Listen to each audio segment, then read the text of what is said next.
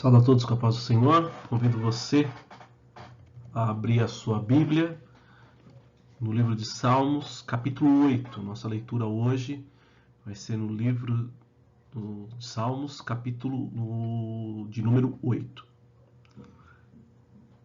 Aí eu vou fazer aquela minha leitura na Bíblia, da nova tradução da linguagem de hoje. Ó Senhor, Senhor nosso, a tua grandeza é vista no mundo inteiro. O louvor dado a ti chega até o céu, e é cantado pelas crianças e pelas criancinhas de colo. Tu construíste uma fortaleza para te proteger dos teus inimigos, para acabar com todos os que te desafiam.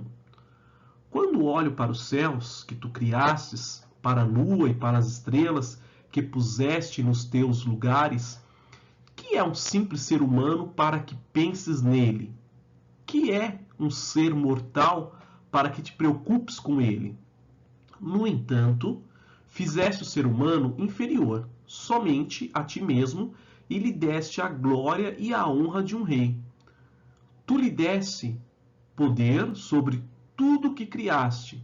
Tu puseste todas as coisas debaixo do domínio dele. As ovelhas e o gado, os animais selvagens também, os pássaros e os peixes e todos os seres que vivem no mar. Ó Senhor, nosso Deus, a tua grandeza é vista no mundo inteiro. Amém? Louvado seja a Deus por esse salmo muito bonito, que eu gosto muito do salmo de número 8. Então vamos relembrar um pouquinho. Na aula passada, nós falamos do capítulo 4 e do capítulo 5. Tá? Ele faz repreendendo Jó, ali ele faz exortando que Jó buscasse a Deus. Tá? Então estamos naquela parte poética do livro de Jó, tá? Que vai aí até o capítulo 42, o versículo 6. Tá? Então a gente vai ter os discursos, os amigos de Jó, vamos falar assim, né? Rebatendo aquele discurso, vem outro amigo, faz um novo discurso, Jó rebate esses discursos. Então esse é o conteúdo poético, né? São com discursos e respostas. Tá? Então vamos falar do capítulo de número 6. Tá? O capítulo de número 6, Jó justifica as suas queixas. Tá? Então, Jó, nesse capítulo agora, nós vamos ver essas justificativas. No versículo 1, tá? Nós vamos ver então agora Jó respondendo para os seus amigos ao mesmo tempo, tá? O que eu quero dizer com isso? Não é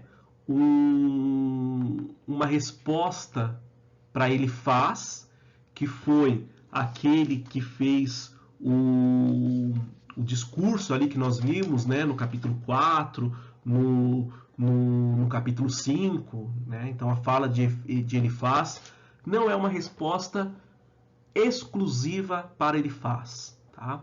Aqui é uma resposta para todos os amigos. Então vamos falar, incluindo os outros dois. Tá? Vamos falar assim que esses diálogos, eles não são conversas entre amigos, né? Até usei o termo no começo aí, falando de um discurso, um debate, e aí tem, vamos, né? A gente está num ano de eleição, e se a gente acompanhar nas próximas semanas aí, fatalmente vão surgir aqueles debates televisivos no rádio entre os candidatos opositores. Tá? Então é mais ou menos isso aí que está acontecendo aqui quando a gente pensa então em Jó, Elifaz. Nós vamos ver então esse tipo de debate, vamos falar assim, né? Igual eu coloquei aqui, né? Na verdade eu tinha até colocado aqui, um debate, tá? Um discurso competitivo, em que um tenta impressionar e aí o outro tem a palavra agora, ele vai tentar também impressionar, refutar alguns comentários, algumas suposições, algumas convicções. Então, não vamos falar assim, pensar em briga, tá? Mas não era um diálogo assim, vamos falar assim, trivial. Vamos pensar nisso num debate, né? Que tem aquela... Agora você está com a palavra, então agora chegou a minha vez de falar. Tá? Então é mais ou menos nessa linha aí de raciocínio. Tá? E aí no versículo 2 e 3 nós temos uma expressão aí que ele usa, né? Ele fala: se a minha mágoa, minha miséria, balança, areia do mar, tá? Então Jó aqui ele faz vamos até falar assim, um trocadilho, tá? Ele, pensando aqui nessa figura que eu coloquei aqui de uma balança, tá? Se esses elementos, né, a mágoa dele, a miséria dele, fosse algo que pudesse pesar, tá? Eles pesariam mais que toda a areia do mar. Então o que ele está falando? Olha, a minha mágoa, a minha miséria, vamos colocar na balança? Então ela vai estar aqui, ó, a minha mágoa, a minha miséria, tá? E desse lado aqui a gente vai colocar toda a areia do mar, tá? A areia do mar, então, nessa balancinha, né, que o pesado acaba ficando para baixo, então essa balancinha aqui ia subir, essa aqui ficaria embaixo. Então, assim, a minha mágoa, a minha tristeza é muito grande, tá? Ela pesa muito, tá? Então ele fez essa comparação aí, fez essa analogia, né, com uma balança, com a areia do mar, de uma forma como que eu posso falar, enfatizar a sua dor, enfatizar, né, a mágoa, a miséria dele, enfatizar a situação, vamos falar assim, crítica que ele vivia. Tá? Então ele fez essa figura de linguagem, enfim, usando esses elementos para enfatizar o estado que ele estava. Tá? Ele então enfatiza, tá? essa mágoa aí sem precedentes, tá? E aí, de certa forma, nós podemos falar que, concluindo aí esse desfecho, essa fala dele nessa parte, é como se ele estivesse falando, né? E é por isso que eu falei com violência, tá? Então justificaria ali, de certa forma ali, vamos pensar assim, no tom agressivo que ele tá? Então agora ele está justificando, olha, pensa alguém ali então no tribunal aqui, querendo por ordem, enfatizando algo, batendo na mesa, tá? Então ali ele conclui, né, dando, vamos falar assim, amparo. Vamos pensar assim, para a forma rude, para a forma que ele tá se comportando, tá respondendo, por conta, então, esta é a principal causa, né? Então é por causa disso que eu estou então respondendo dessa forma. E aí se a gente pegar a tradução, né, que da Bíblia, que a gente fez a leitura oficial, né, se nós pegarmos Jó 6, nós vamos ver que justamente ele fala isso, né? Com certeza pesariam mais do que a areia do mar, e foi por isso que falei com violência. Tá? Então, se você tiver uma Bíblia na nova tradução da linguagem de hoje, você vai ver que é esse o enfoque que ele cita aí como justificativa. Tá? O sofrimento, tá, de Jó, nós já vimos, né, a situação dele, ele teve uma chaga, tá? Vamos falar assim, vamos colocar numa escala, né? Geralmente, de vez em quando você vai no médico, numa emergência, e vamos imaginar que você está com dor, seja abdominal, seja no braço, seja dor de cabeça, enfim. A primeira pergunta, né, que depois que ali a enfermeira ela fizer a triagem, ela vai perguntar para você numa escala de 0 a 10 qual que é o grau da sua dor. Tá? Isso é uma pergunta de praxe. Tá? Então nós sabemos aí numa escala de 1 a 10, enfim, o estado, né, o que Jó estava passando era muito forte, muito vamos até pensar assim, né? Muita dor, muito sofrimento, tá? E aí, Jó, nós vamos ver, né, até a característica desse livro que nós estamos estudando, é uma forma, vamos falar assim, muitas comparações, muitas associações, vamos falar assim, de uma certa forma poética, igual nós vimos lá, né, esses discursos, tá? Nós vimos aqui Jó, ele usando, né, essa agora, vamos falar assim, esse exemplo, exemplificando, tá? Ele falando então que o sofrimento que ele estava passando era tão intenso que era como se fossem provocados por flechas do Todo-Poderoso embebedecidas em ardente veneno, tá? E aí quando a gente pega a flecha, a gente pode associar ali como símbolo do julgamento, símbolo de uma ira. Tá? Então se a gente fizesse, mas o que uma flecha simboliza? Tá? Então a gente poderia ter essa classificação, essa entendimento que a flecha do Senhor então era um símbolo ali do julgamento. Então ele intensifica, né, falando então que ele estaria sendo julgado, estaria sobre a ira do Senhor, sendo atingido por essas flechas, tá? Sendo julgado, sendo usufruindo não, né? Sentindo a ira do Senhor, ainda embebedecidas em ardente veneno, né? Então ele dá, né, assim como os amigos deles que nós vimos, há um enfoque, há uma, vamos falar assim, a cada diálogo a intensidade aumenta, né? Se fosse por flechas do Todo-Poderoso, mas aqui ele dá aquela, vamos falar assim, encorpada no discurso, né? Flechas embebedecidas em ardente veneno. Tá, e aqui mais para a gente agora recapitular. Tá? Já vimos isso, mas é importante a gente recapitular. Qual que era a teologia defendida na época de Jó? Tá? Então, sempre quando a gente estiver estudando um texto bíblico, é de extrema importância nós entendermos o contexto da época, tá? Então, quando a gente estiver vendo os evangelhos, entender as tradições que giravam, que estavam em torno, né? Quando a gente estiver estudando o apóstolo Paulo, principalmente ali nas cartas que ele escrevia, tá? Um exemplo que eu lembro muito claro, assim, né? Agora falando do apóstolo Paulo, é isso, né? Aquela carta era direcionado para umas determinadas localidades, para umas determinadas igrejas, para determinados, vamos falar assim, amigos, tá?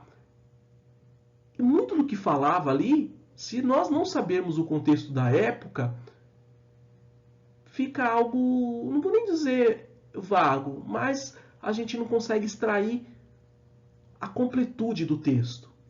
Tá? Porque a gente conhecendo o contexto da época, conhecendo tradições, nós vamos ver, né, dando um exemplo muito genérico, que então por isso que ele falou assim, assim e procedeu dessa maneira. Por conta de aí o contexto da época que vai dar essa base para a gente. Tá? Então, tanto no Antigo quanto no Novo, é muito importante a gente entender o contexto da época, entender o contexto histórico que está por trás daquele texto. Tá? Então, qual que era essa teologia defendida na época de Jó? Tá? Isso aqui é até um slide de uma aula que nós já tivemos. Tá? É que todo o sofrimento, né, ele estava ali, era dosado, vamos falar assim, como medida de culpa daquela pessoa diante dos olhos divinos. Tá? Era o tal, então, da teologia retributiva. Tá? Tá sofrendo? Pecado. Tá em pecado, tá pagando. Tá sofrendo, não fiz nada. Conta outra, tá? Porque eu não acredito em aquele ditado popular que a gente fala, né?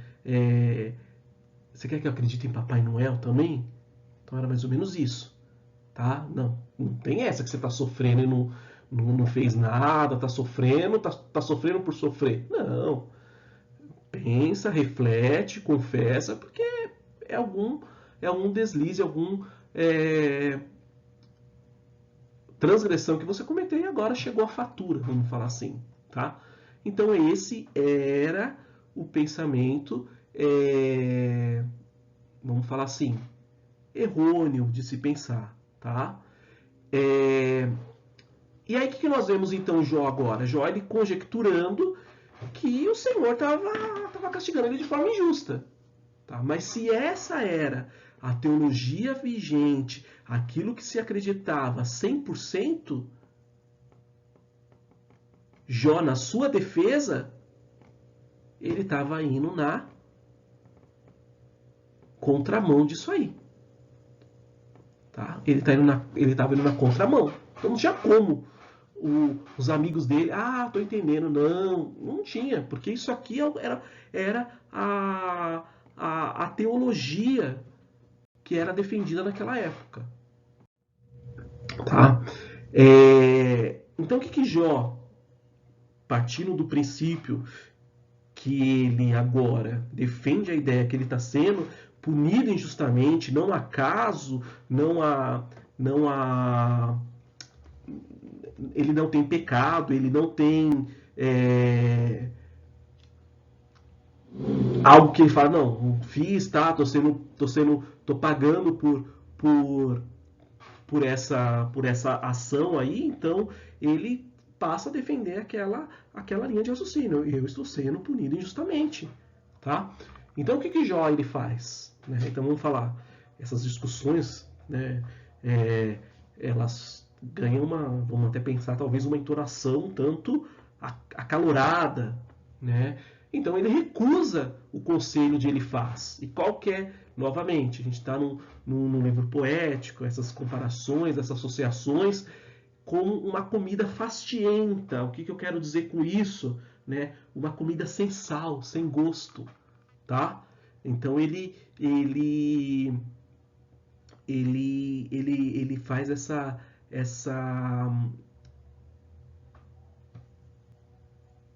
como que eu posso dizer? Ele faz o não aceite, né, dessas acusações que estão sendo feitas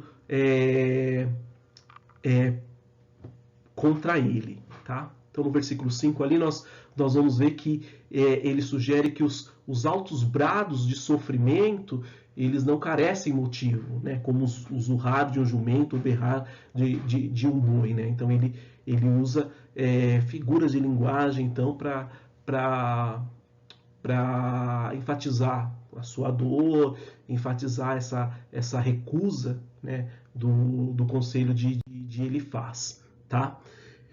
Também ele faz uma associação com a clara do ovo, tá? Aqui a gente não sabe muito bem se isso aqui, talvez, quando ele usa a clara do ovo, e a gente pensando friamente, falar, porque o gosto está na gema, então talvez a gente pensar naquela colocação que a gente colocou lá da comida fastienta, sem sal, né, sem um determinado gosto, talvez seja essa conotação que quis dar. O que talvez a gente fale, mas não faz muito sentido, né? Fica meio estranho.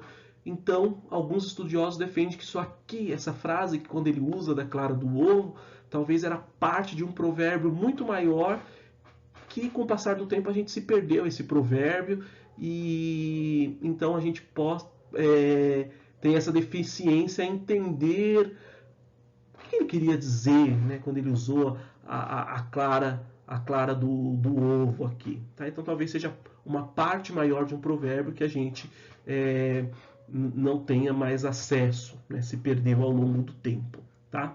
Nos versículos 8 e 10, então nós vemos agora Jó voltando-se para a oração.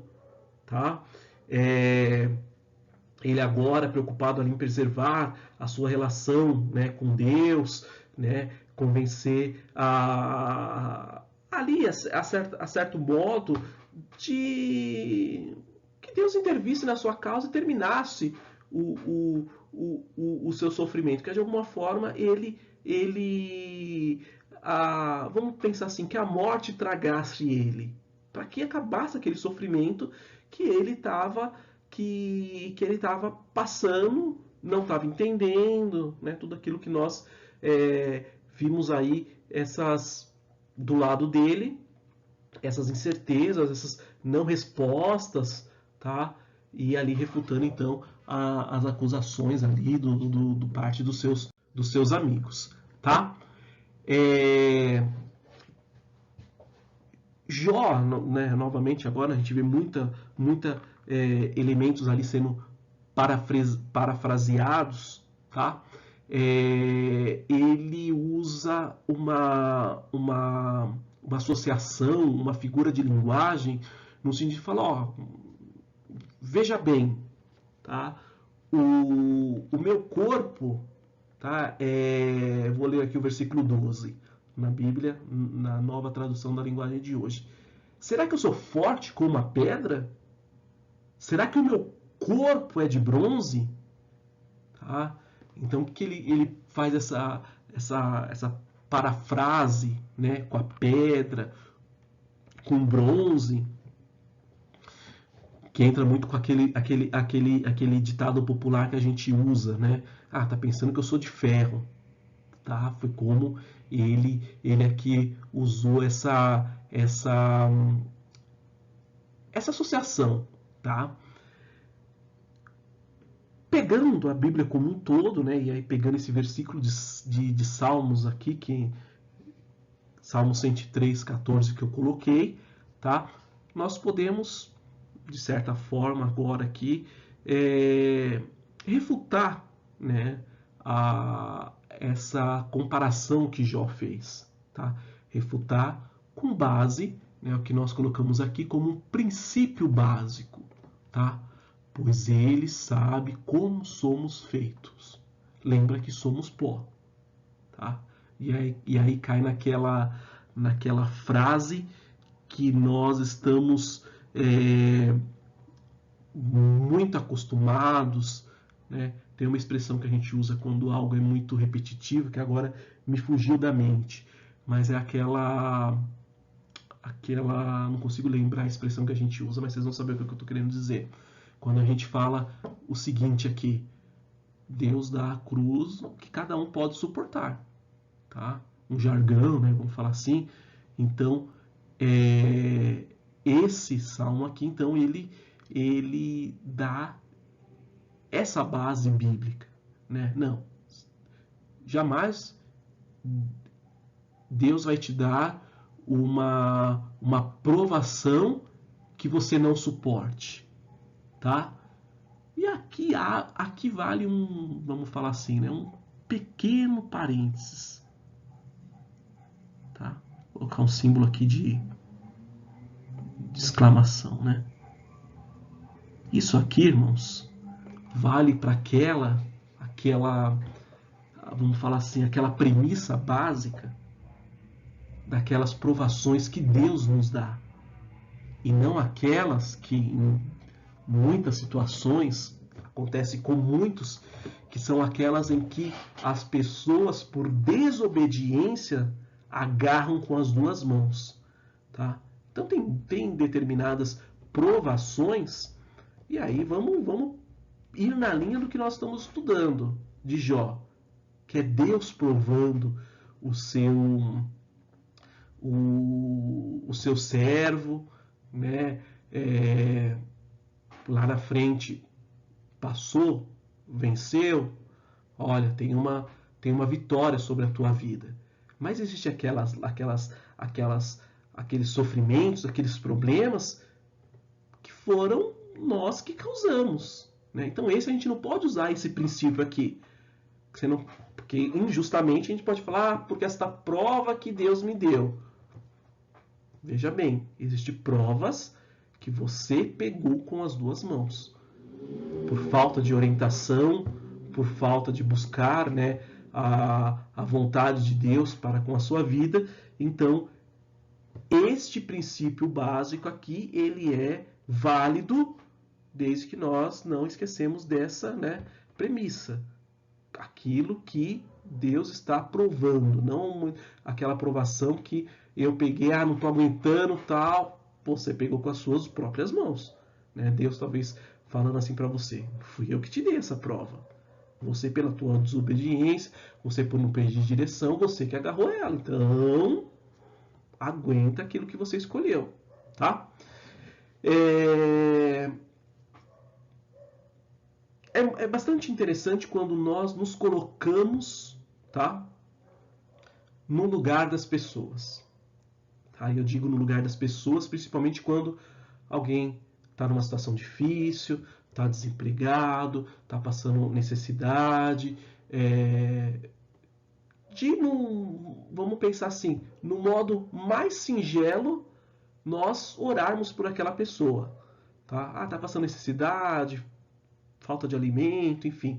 A igreja tem toda uma estrutura que deve ajudar esses irmãos, enfim. Tá?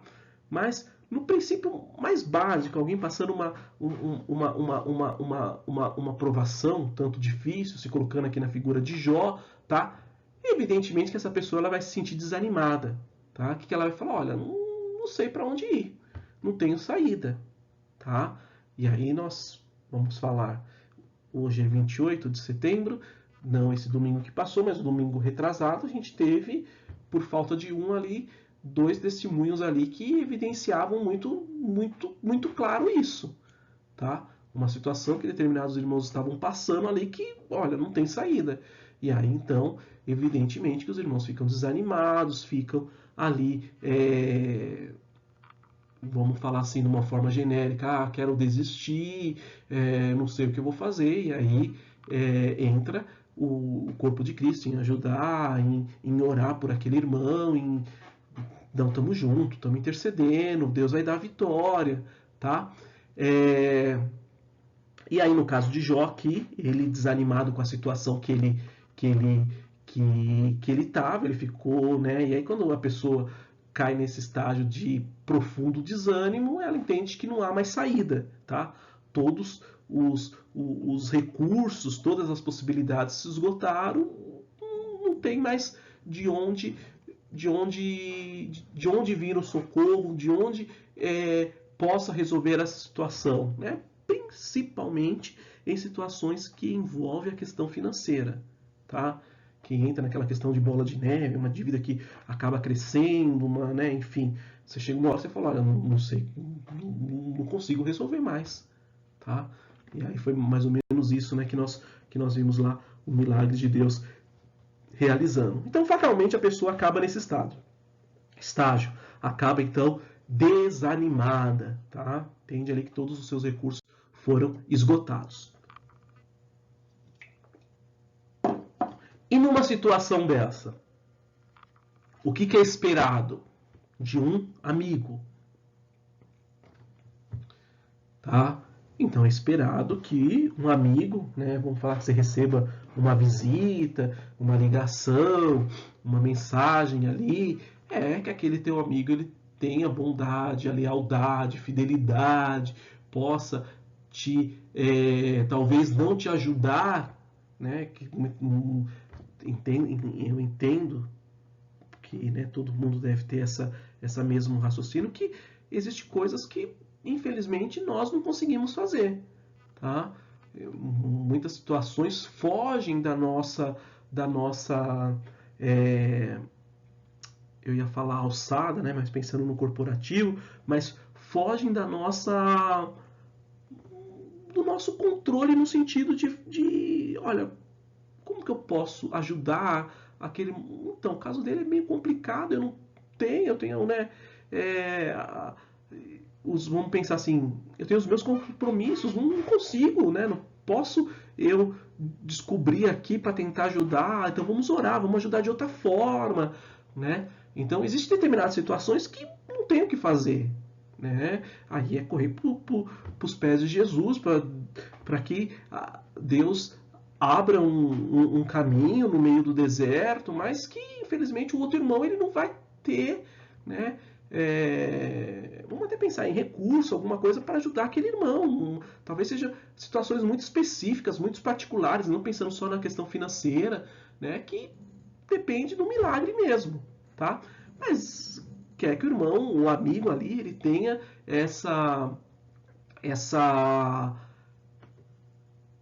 esse companheirismo, né, essa parceria, tá? E isso, principalmente, né, quando a gente vê em situações que alguém quer, eu vou usar um ditado popular aqui, chutar o balde. Fala, não, acabou, né? O que não faz nenhum sentido fazer esse tipo de decisão, né? Não, vou largar tudo, vou largar, vou largar, vou largar a igreja, não vou mais para a igreja porque uma situação tá. E aí entra naquela, acho que naquele domingo, daquele testemunho, foi no anterior, tá?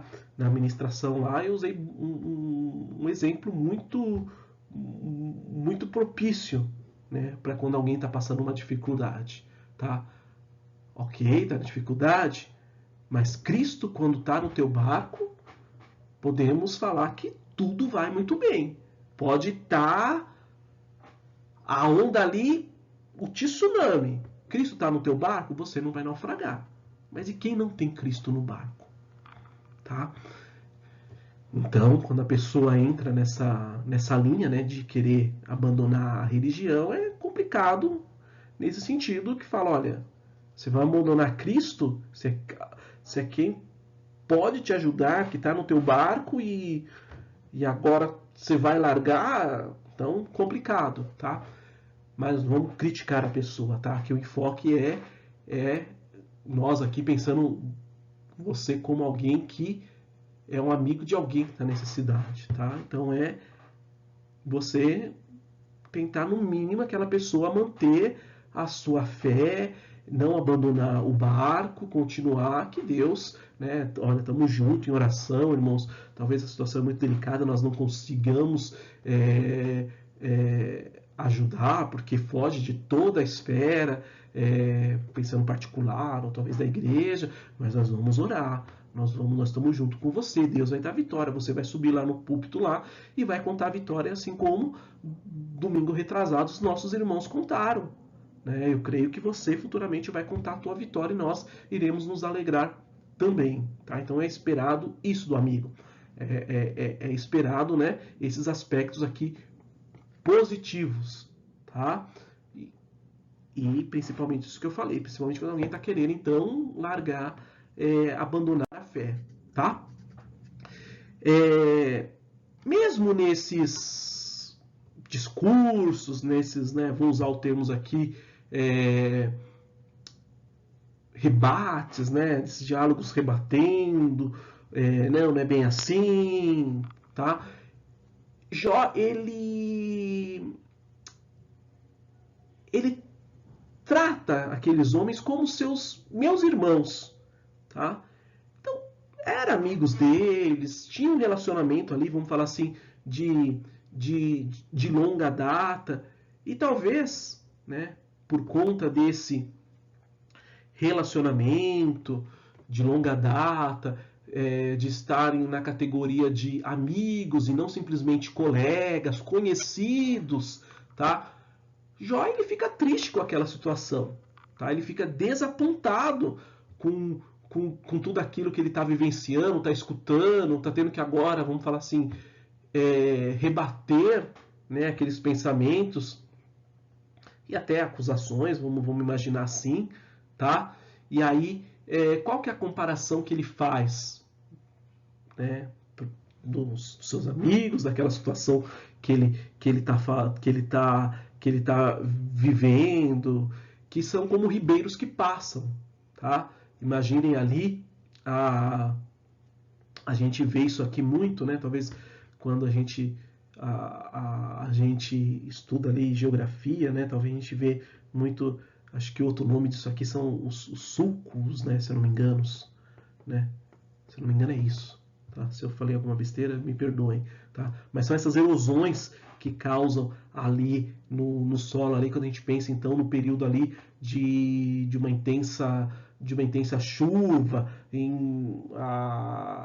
vai causando essa erosão, mas passou aquele período de chuva, vem a seca, e o que nós só contemplamos? Contemplamos só aquele caminho que as águas ali elas formaram na terra ali, né? Então são como ribeiros bom, um ribeiro passou por aqui no tempo das estações da chuva, em julho, em junho, né? Tá? Então ele usa então caminhos, tá? Para essa metáfora, né? Que ele usou, tá? E as ravinas, então, né? Que seriam então essas erosões, né? Elas ficavam vazias após esses ribeiros sazonais. Então passou aquela temporada, a gente só vai então ter só aquelas ravinas, aquelas erosões, tá? Então ela passava, né? Enchia na estação de chuvas e no verão ali você só tinha só aquela evidência, aquela imagem para saber que não estamos mais na estação das chuvas, tá? Ele, né, novamente, a gente vê muitos comparativos, tá? Então, agora, o que ele usa, né, como comparativo para decepção que ele está tendo, tá? Ele cita os caminhantes descendentes de Temar e os passageiros de Sabá, tá? Então imagine quando alguém estava passando ali e não, vamos passar por essa determinada ali localidade aqui, Temar, Sabá, e ali descobrissem que o ribeiro secou. E ali eles só estavam agora então só aquelas valas mostrando que outrora ali passava um ribeiro, tá?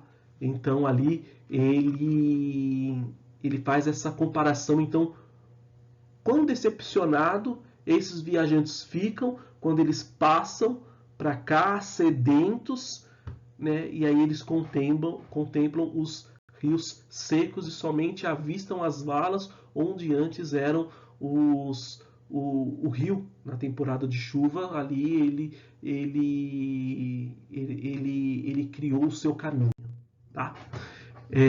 Então isso aqui era localidades então de bastante destaque ali, então por isso que ele usa essas duas ali. Então ficavam ambas, uma no norte e outra no sudeste da Arábia, tá? O que Jó esperava? Jó esperava ter a ajuda de seus 3 amigos, tá?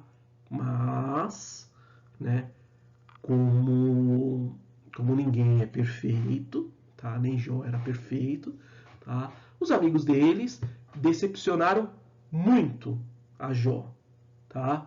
E aí ele agora então ele faz uma comparação. Olha, para mim vocês são como Wadi, tá?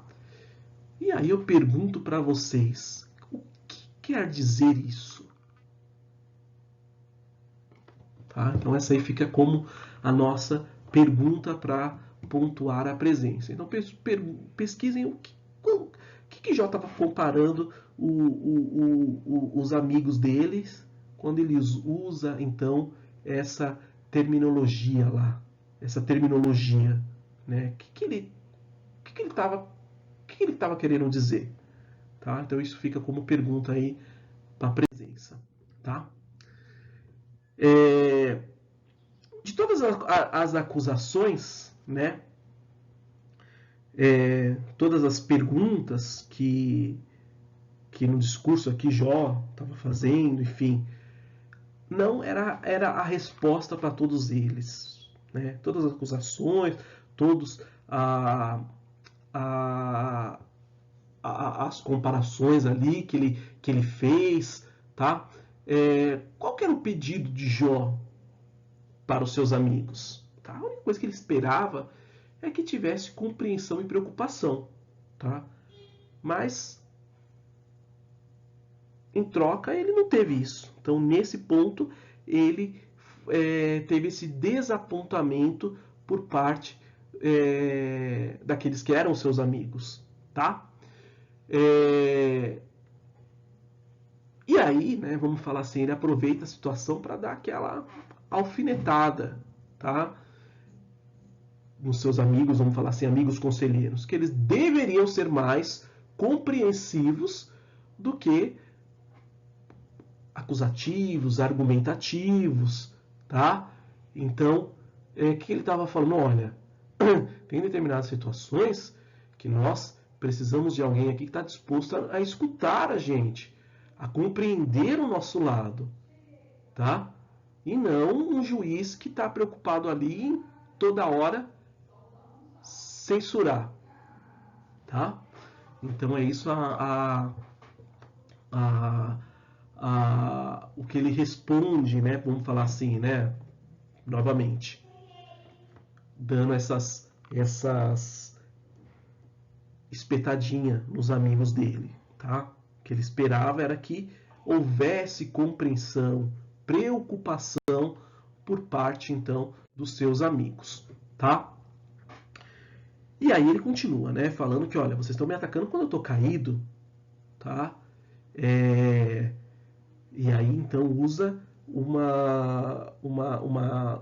novamente uma associação com os órfãos. E a gente viu que os órfãos, tanto no Antigo Testamento quanto no Novo, nós vamos ver que os órfãos, as viúvas, era uma parcela ali, como que eu posso falar?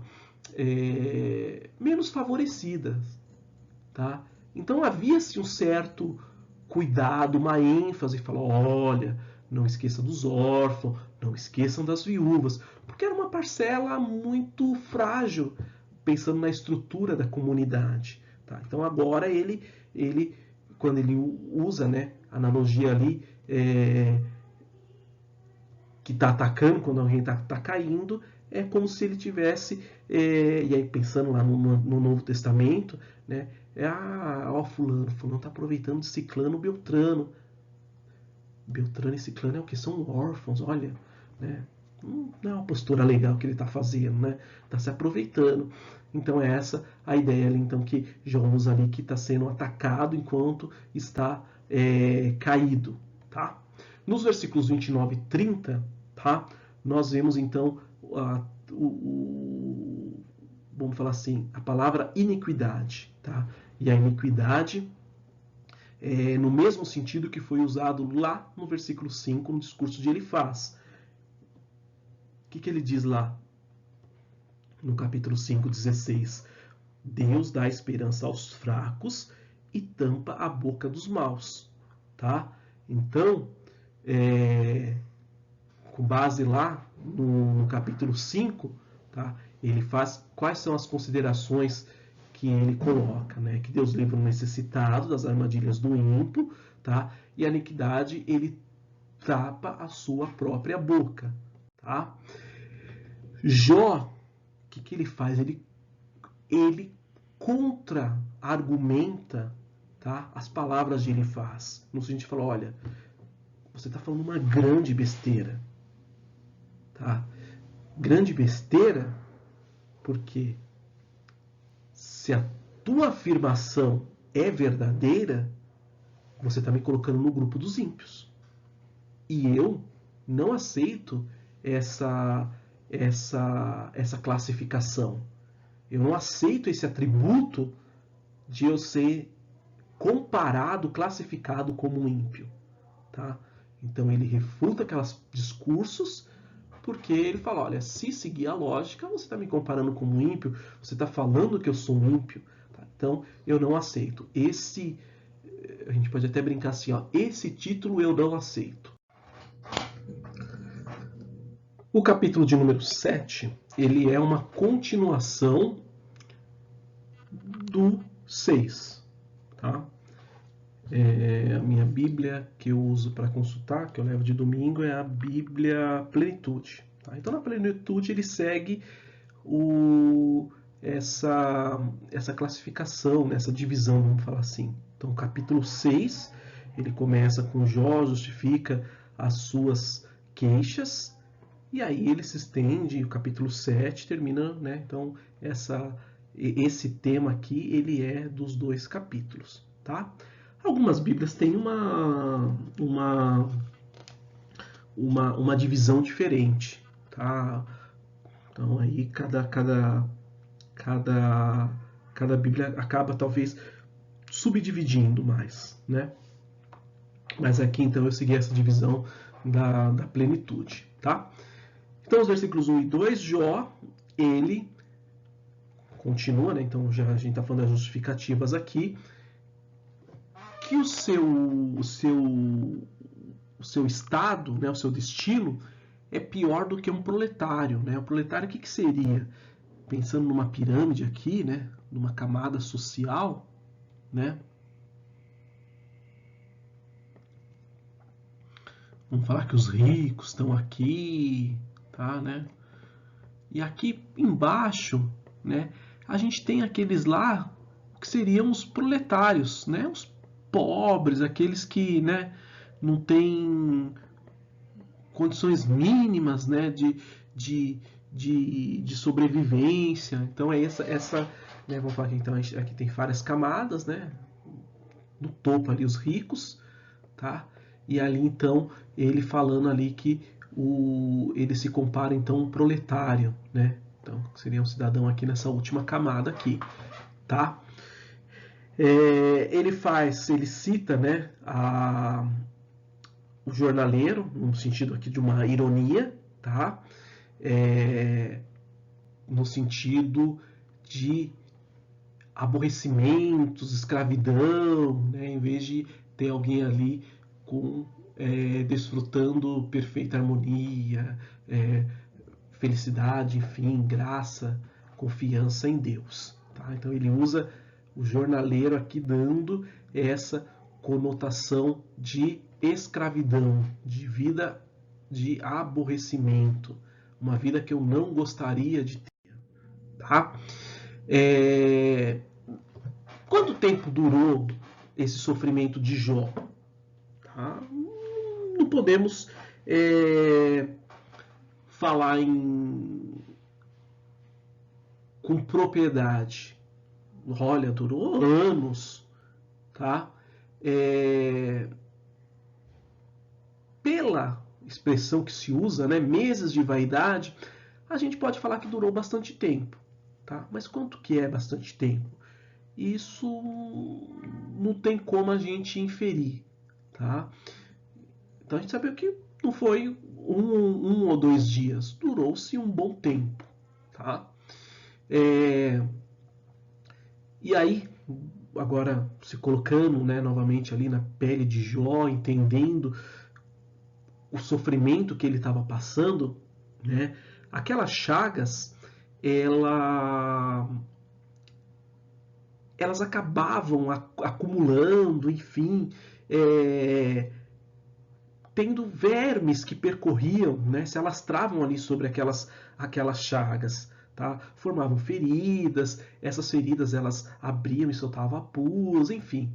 Era uma situação muito delicada, muito dolorosa, muito constrangedora, muito sofrimento. Tá? Quando a gente pensa, então, o que era essa chaga, né? Quais que eram, então, as consequências, né? Enfim, né? Pensa quando a gente tem uma mordida ali de um inseto, né? Vai ficar vermelho, e se a gente ficar, vamos falar assim, futucando, criança que futuca muito, aquilo tende né, criar uma ferida, uma proporção maior. Tá? Então, quando a gente pensa nos detalhes das chagas de Jó, a gente então pode imaginar isso, né? Os bichos se alastrando ali sobre essas chagas, tá? O duplo sentido nós já vimos, né? E vamos continuar vendo muito, né, presente ali no livro de Jó, nesses discursos, tá? Nós vemos então ele falar de esperança, falar de ladeira, tá? E aí a gente pode entender aqui que o termo que ele utilizou aqui para esperança, tá? É um termo ali associado com fio, tá? O que ele queria dizer com esse fio? Né? Que não tinha esperança, não tinha que direção. Para cá, não sei, não tenho esperança, não tenho um fio de esperança para minha situação, tá? Então aquela terminologia é como se fosse ali uma associação com um tecelão, né? Com o fio ali daquelas máquinas ali do tecelão, tá? Eu não sei se vocês já tiveram a experiência de ver isso aqui, né? Mas como eu já fui bastante vezes ali para Monte Sião e você vê muitas, digamos que a lã, né? Ela, o tricô, ela é o carro-chefe dessa cidade, né? Como Jacutinga, Socorro. Então é muito comum você passar por uma casa, né, que na sala da pessoa digamos que é a loja de venda dela, tá? E dependendo da casa você acaba tendo te possibilitando enxergar a fábrica, tá? Isso aqui é muito comum você ver, né? E é engraçado que quando você olha, você vê fios assim, igual tá aqui, né? As bobinas lá de lã. E se você pega o começo aqui, você não vê, né? É interessante quando você já pega a peça num determinado ponto, já com, vamos falar assim, como que eu posso dizer, algumas determinadas, não vou falar horas, né, mas um tempinho já de trabalho, porque aí você começa a enxergar a hora, tá fazendo uma lã e o desenho dela é todo quadriculado, é vermelho e verde, tá? Você começa a ver essa forma, tá? Então aqui qual que é a grande lição, né, quando a gente usando essas frases aí de duplo sentido, fio, a esperança, tá? É que muitas vezes acontece isso na nossa vida, tá? Deus tem os propósitos e quando tá no comecinho aqui, ó, fala, não sei, não tô vendo nada, tá? Mas com o passar do tempo, conforme aquela máquina tá trabalhando, você vai começar a ver a forma de como as coisas estão caminhando. Ah, isso aqui está caminhando, então, para ser uma, uma, uma blusa que vai ter este desenho, né? Depois vai vir o corte, né? Mas você começa a enxergar, tá? Mas precisa que esteja concluída. Então aqui a associação com o fio, tecelão, né? Associando como Deus, um grande tecelão, tá? Muitas vezes nós vamos enxergar isso só quando o trabalho tiver concluído. E aí nós vamos entender perfeitamente o propósito, vamos entender por que, né, aconteceu isso, e associando aqui, por que teve esse preparo, por que teve que esse manejo da máquina, por que teve que fazer assim ou dessa outra forma. Então, muitas vezes, só a conclusão que vai nos direcionar. Tá? Sepultura, nós já vimos, né, que no Antigo Testamento ali remete muito ao Seol, ali um lugar então que uma pessoa ela ficaria ali e não teria como mais voltar, né? Vimos também em outras aulas que essa terminologia do Seol ela ganha uma outra dimensão no Novo Testamento, com Jesus Cristo, ali com a questão da vida eterna. Esse termo agora ele entra num outro patamar, entra a questão após morte, entra em... ganha-se esclarecimentos adicionais que no Antigo Testamento não se tinha uma ideia, um pensamento, e ali então no Novo Testamento ganha-se uma nova forma, ganha um detalhamento maior ali com a vinda do mestre, enfim, a gente ganha um novo significado para aquele que se havia no Antigo Testamento, tá? O versículo 11 já francamente aqui a Deus, né, da sua angústia, da sua amargura, tá? Então nós vemos isso aí. Jó, ele não temia que o Senhor interpretasse mal, como ocorria com seus amigos, né, nesses debates aí desses com conselheiros humanos. Nos versículos 12 e 14, nós vemos então elementos agora do mar, vamos falar assim, né? Cita o mar, cita um terrível morador, que é a serpente do mar, que simbolizava a causa e as forças do mal. Havia uma tradição naquela época que esses elementos eles eram considerados como elementos pertencentes aos deuses das religiões pagãs ali da antiguidade. Tá? Então, Jó ele traz esses elementos, traz essas associações que então os outros faziam desses elementos, para citar então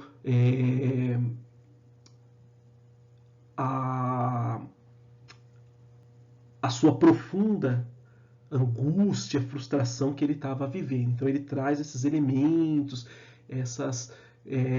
o mar, a serpente, que era então, vamos falar assim, muito comum assim na crença, nessa mitologia que eles acreditavam então que controlavam ali, tinham poderes ali, enfim, era isso que ele traz então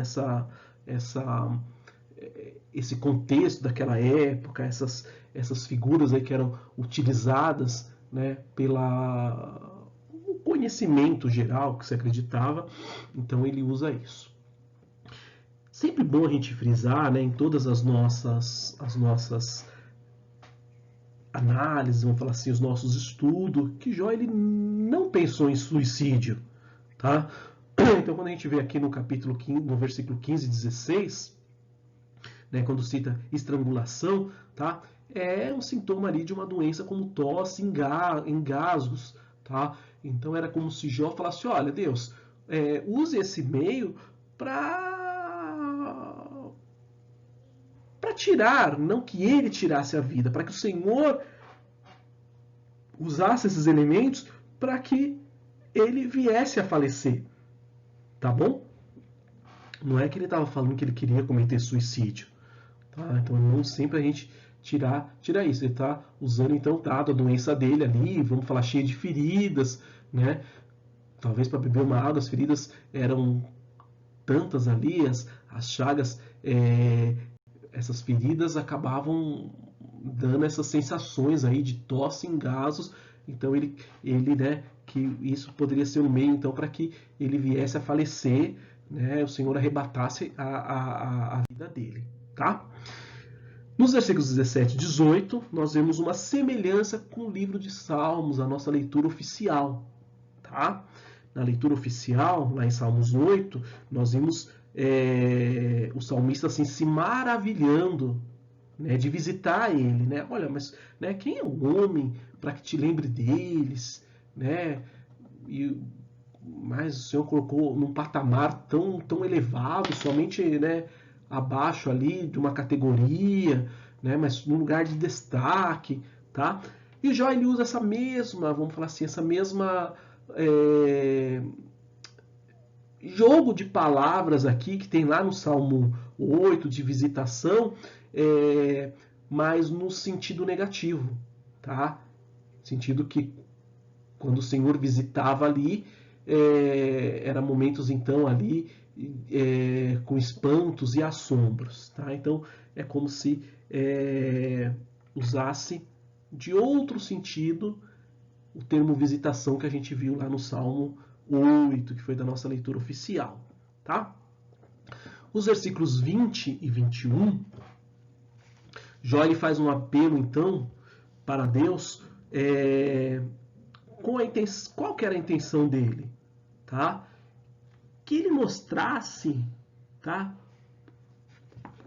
Apresentasse a justificativa, respondesse a pergunta dele, qual foi o motivo que ele estava sendo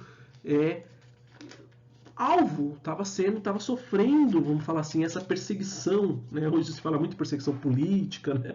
Estava sofrendo essa perseguição divina, tá? Então ele faz esse apelo, tá? Guarda dos homens é um termo empregado, muito empregado ali para descrever Deus ali no seu modo positivo, tá? Em qual que é esse sentido, tá? O sentido fica claro ali quando nós pegamos o Salmo 31, 23, tá? Amém o Senhor, todos os que lhe são fiéis. Amem ao Senhor todos os que lhe são fiéis. Ele protege os que são sinceros, mas os orgulhosos ele castiga como merecem, tá? Então, guarda do homem, fala de proteção, aí ele protege, tá? Então é nesse sentido aí que nós vemos esse uso aí de guarda do homens nos versículos 20 e 21 de Jó, tá bom? Essa perguntinha aqui eu peço para que vocês tenham 15 dias para responder, porque eu já vou publicar a outra aula, que eu estava atrasado, né? Me atrasei essa semana aí nas aulas, então aí essa aqui vocês têm 15 dias para responder. Eu vou aceitar a resposta até, não no próximo domingo, até o outro, quem me responder ainda conta como participação. Amém? Fiquem com Deus, uma ótima semana. E essa semana eu já vou disponibilizar mais uma aula que então seria desse domingo agora que passou.